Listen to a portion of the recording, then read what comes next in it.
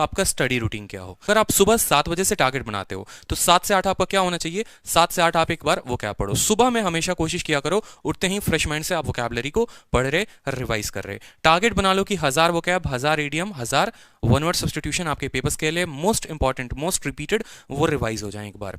ठीक है, फिर बात करते हैं 8 से 10 आप मॉक दे सकते हो। ठीक है, मैंने 2 घंटे क्यों रखे हैं, 1 घंटे मॉक के और 1 घंटे उसके एनालिसिस के। भले आप 50 की जगह 30 मॉक दो, लेकिन उस 30 का कंप्लीट एनालिसिस आपके पास होना चाहिए।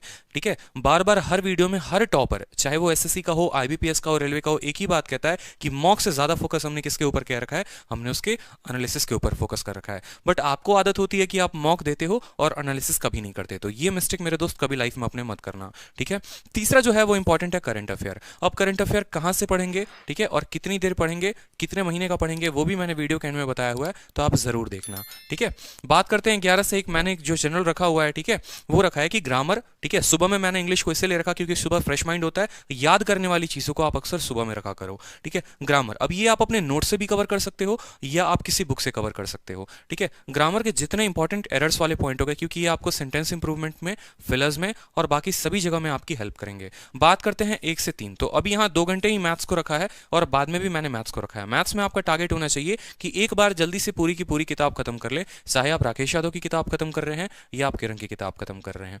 एक बार जल्दी से सिलेबस को कंप्लीट करेंगे ताकि आपको उतना टाइम मिल पाएगा रिवीजन के लिए और मॉक के लिए। और 3 से 5 आपको क्या करना है, 3 से 5 आपको रेस्ट करना है। ठीक है, थोड़ा सा माइंड को आप रेस्ट दो। इस रेस्ट टाइम में आप कुछ भी कर सकते हैं, आप अपने हाउस होल्ड काम भी कर सकते हैं। ठीक है, 5 से 7 आपको जीए पढ़ना है। जीए मतलब जनरल अवेयरनेस होता है, जिसमें जीके और जीएस दोनों आ जाता है। इसमें आप अपना सब्जेक्ट वाइज आप टारगेट ले सकते हैं कि देखो अभी 60 दिन बचे हुए हैं, एक बार पॉलिटी खत्म करते हैं, फिर हिस्ट्री खत्म करते हैं, ज्योग्राफी खत्म करते हैं, सिर्फ इंपॉर्टेंट पॉइंट जो आपने हाईलाइट किए थे, पूरा सब्जेक्ट मत पढ़ना। ठीक है, बात करते हैं 7 से 8, तो उस टाइम पे आप रीजनिंग के कुछ इंपॉर्टेंट पॉइंट्स कर सकते हो। देखो ये जो 60 डेज टारगेट है ना, ये सिलेबस कंप्लीट करने के लिए नहीं है, ये सिर्फ आपका रिवीजन के लिए है। जिनके मॉक में अच्छे नंबर आ रहे हैं उनके 30-40 नंबर और कैसे बढ़ जाएं, उसके ऊपर ये पूरी की पूरी वीडियो है।